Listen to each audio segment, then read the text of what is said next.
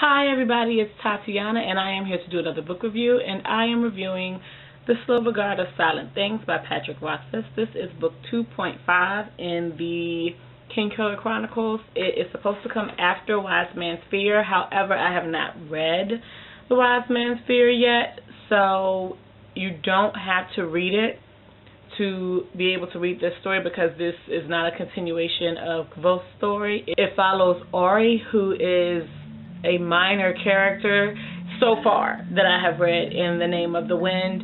We're going to start this by saying I really enjoyed this story. I was a little nervous about reading it because I'd heard some thoughts and reviews from other people who have read it, and they didn't really like it. It was weird to them, and I'm used to reading weird. Even with that, I was a little nervous about reading it because I did not want to dislike it, because Ori is one of the characters that I really liked, and I wanted to know more about anyway, and wanted to know that before knowing that this book existed.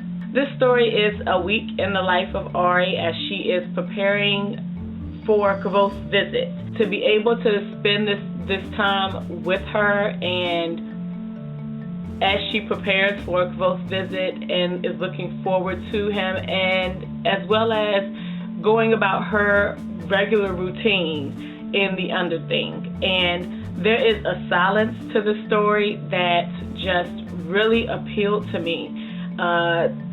Ori is a very mentally broken person, and just to spend this time with her and see how quirky she is, and just a glance inside her mind was just really enjoyable. And one of the things I kept saying as I was reading it was, I wonder if Patrick Rothfuss has any experience working with people who are either handicapped or have emotional and mental issues, because a lot of the things that she does and thinks when it comes to the repetitiveness of some things, the washing of her face, her hands, and her feet when she goes from one location to another in the Underthing, as well as how calm and at peace she feels when things are just right, and how unsettling it is for her when things are not just right, and the work that she goes through to get those things reconciled to where they're supposed to be so that they're just true.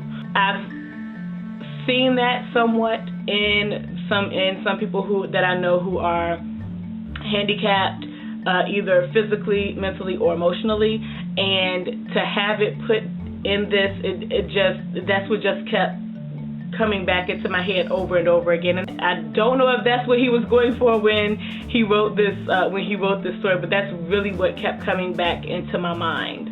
She also has such a concern for inanimate objects that they are somewhat personalized, like they're given personas in the story through Ori, and that again was just really interesting and really enjoyable to read. I got it. I got the story. I borrowed this from the library because I needed to read it quickly, but I will be purchasing my own copy of this, because I will probably read it again after I read The Wise Man's Fear, to see where she is in that novel, and then to read this where it's supposed to be in the series. I haven't rated it on Goodreads yet. The more I think about it now that I finished reading it, the more I like it, and the star count rises. So that's all that I have. Hopefully this is as short as I intended for it to be, and thank you for watching, and I hope you all have a good weekend whenever you see this video. Peace out.